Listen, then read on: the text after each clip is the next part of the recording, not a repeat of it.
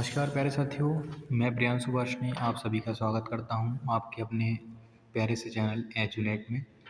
प्यारे साथियों, आज हम रिसर्च को समझेंगे कि रिसर्च क्या होता है और उसमें हमारा पहला टॉपिक है इंट्रोडक्शन ऑफ एजुकेशनल रिसर्च। ठीक है, तो बने रहिए हमारे साथ में इस वीडियो को देखने के लिए, बहुत कुछ आपको अच्छा इसमें मिलेगा। तो इंट्रोडक्शन हमारा रहेगा बच्चों कि एजुकेशनल रिसर्च क्या होता है। क्या आपने कभी सोचा है कि नई शिक्षण विधियाँ, पाठ्यक्रम और सीखने की प्रक्रियाएँ कैसे विकसित होती हैं? क्या शिक्षक बिना अनुसंधान के बेहतर शिक्षा प्रणाली बना सकते हैं? अगर आपको भी इन सवालों के जवाब चाहिए तो ये वीडियो आपके लिए है। आज हम समझेंगे कि शैक्षिक अनुसंधान यानी एजुकेशनल रिसर्च क्या होता है और ये शिक्षा के क्षेत्र में महत्वपूर्ण क्यों है। और सीधी सी बात, नेट जेआरएफ में इससे कैसे क्वेश्चंस पूछे जाते हैं। तो आज की वीडियो में हम सारी चीज़ें समझेंगे और समझेंगे कि भाई नेट जेआरएफ में इससे कैसे क्वेश्चंस पूछे जाते हैं। तो बने रहिए हमारे साथ में इस वीडियो में। तो हमारा पहला टॉपिक कि शैक्षिक अनुसंधान क्या है, यानी व्हाट इज एजुकेशनल रिसर्च। तो अगर हम परिभाषा इसकी समझें तो परिभाषा क्या होती है?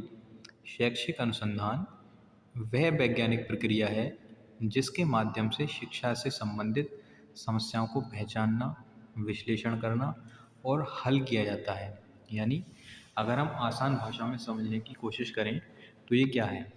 तो ये शिक्षक, छात्र, विद्यालय और पाठ्यक्रम और साथ साथ शिक्षण विधियों से संबंधित समस्याओं का समाधान करता है। यानी कोई समस्या है किससे संबंधित? शिक्षण विधियों से संबंधित, पाठ्यक्रम से संबंधित, विद्यालय से संबंधित, छात्रों और शिक्षकों से संबंधित। अगर कोई भी प्रॉब्लम है तो उसका समाधान करने का जो प्रोसेस है वो किसका रहता है?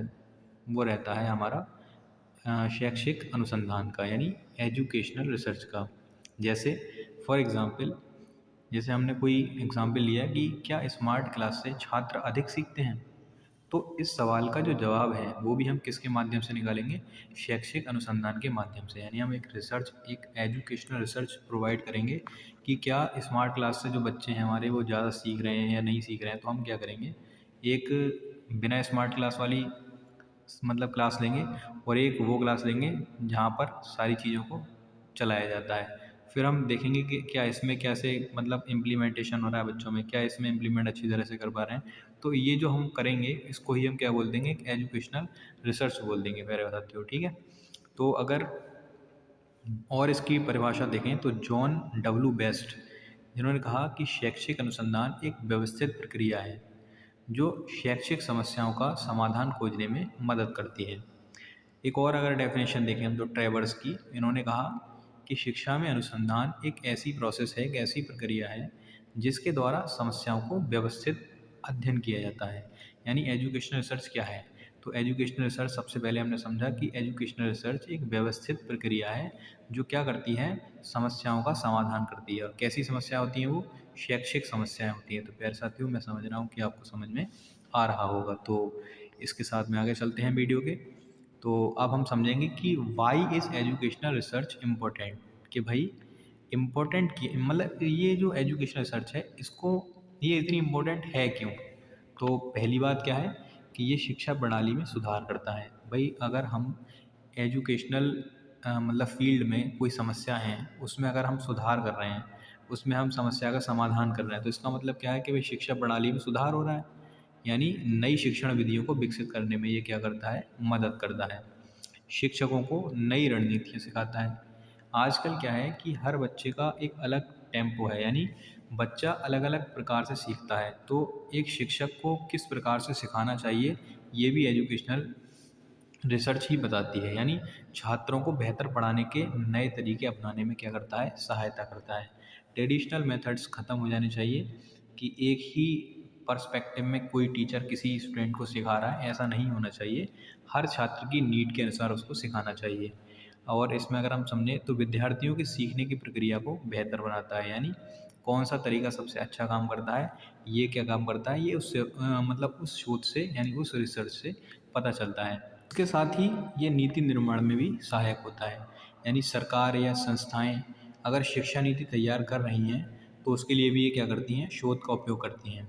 जैसे एग्ज़ाम्पल की बात करें हम, तो अभी राष्ट्रीय शिक्षा नीति यानी NEP 2020 जो है उसको तैयार करने में भी शोध का ही उपयोग किया गया था। तो प्यारे साथियों, मैं समझ रहा हूँ कि सारी बातें आपको समझ में आ रही हैं, तो बने रहिए मेरे साथ वीडियो में। और आगे अगर हम बात करें ऑब्जेक्टिव्स ऑफ एजुकेशनल रिसर्च, यानी एजुकेशनल रिसर्च जो है उसके ऑब्जेक्टिव क्या हैं, उद्देश्य क्या हैं, तो पहला है नए ज्ञान का निर्माण, यानी इसमें हम क्या है, एक नई नॉलेज क्रिएट करते हैं, यानी शिक्षा के क्षेत्र में हम नई जानकारी प्राप्त करते हैं।